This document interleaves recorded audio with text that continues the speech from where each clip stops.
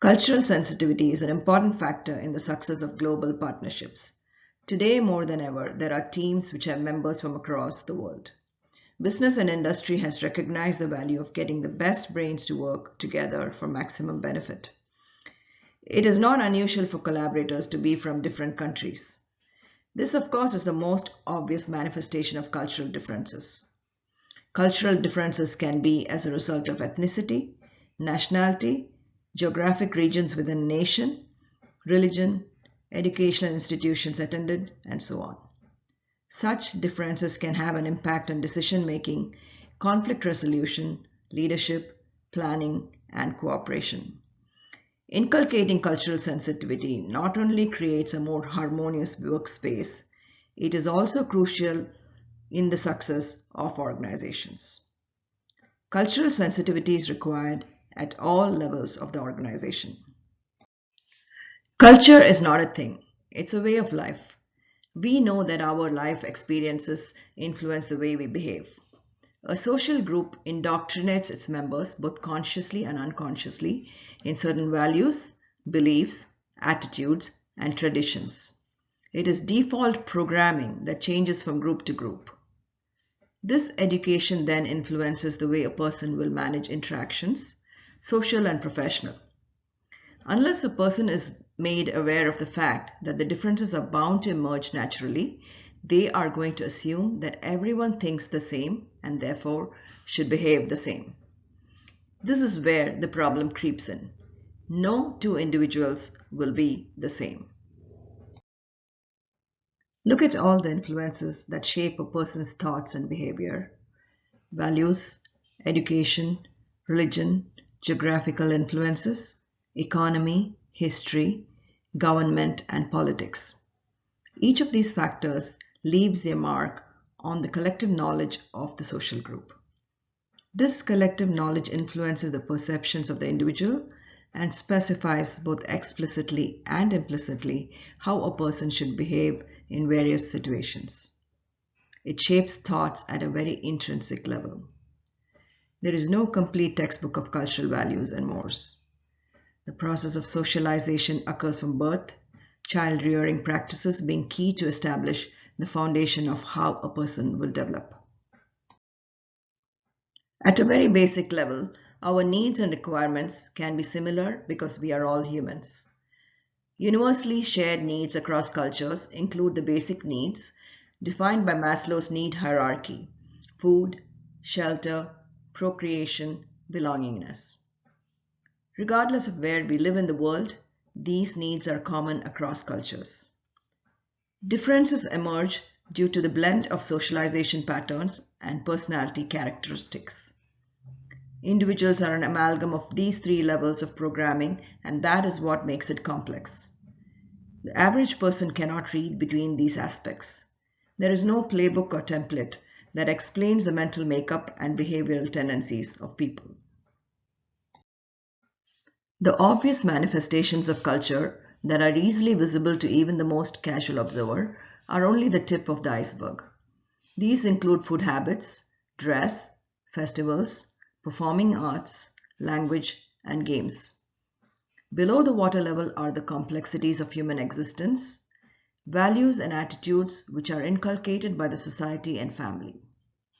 At the deepest level are the core values that reflect choices of good and bad, right and wrong, desirable and undesirable, acceptable and unacceptable.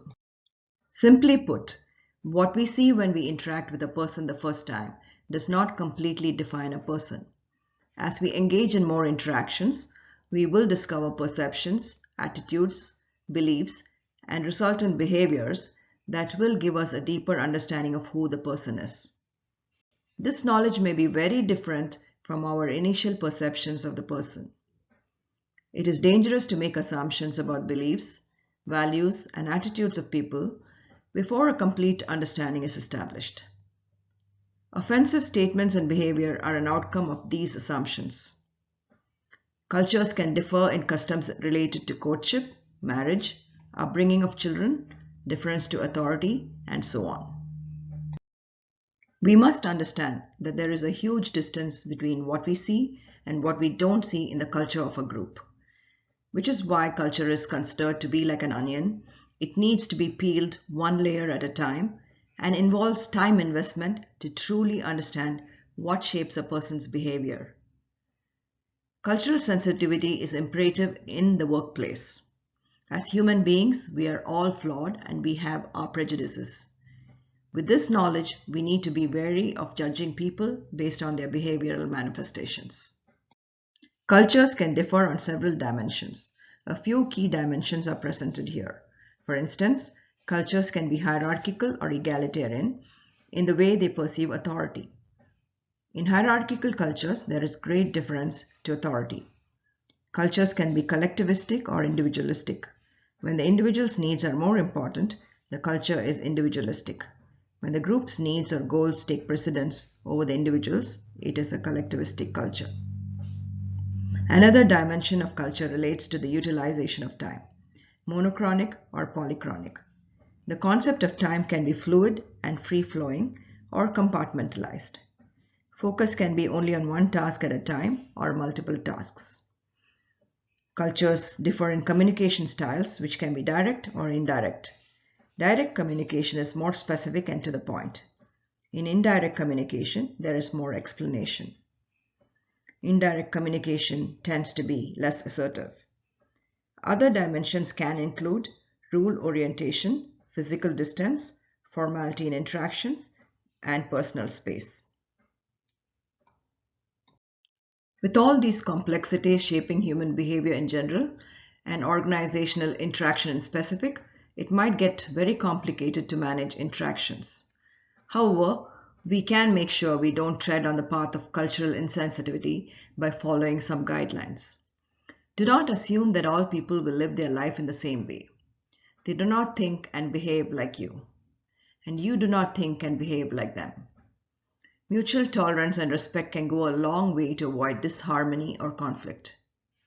Stereotypes are the most misleading concepts and must be questioned. Always remember that people are products of the three elements of heredity, socialization, and personality. Do not rush to judgment. Instead, learn to ask questions and find out what is acceptable to the other person. When in doubt, don't hesitate to ask what they would prefer. Do not make any assumptions unless you know the person very well. To play safe, one has to follow a few guidelines regardless of the culture you may be interacting with. Do not discuss sensitive topics such as religion or politics. Avoid asking personal questions until you get to know the person well. Prepare before you interact with people of different cultures by reading extensively about their culture to avoid making mistakes and getting off on the wrong foot. This slide contains examples of possibly touchy areas that should be avoided until better acquainted. This quote by Edward Hall, a cultural studies guru, says it all. Begin quote. Culture hides much more than it reveals, and strangely enough what it hides most effectively from its own participants. Years of studies have convinced me that the real job is not to understand the foreign culture, but to understand our own. End quote. While we think the other culture is alien to us, remember, our culture may be just as alien to others.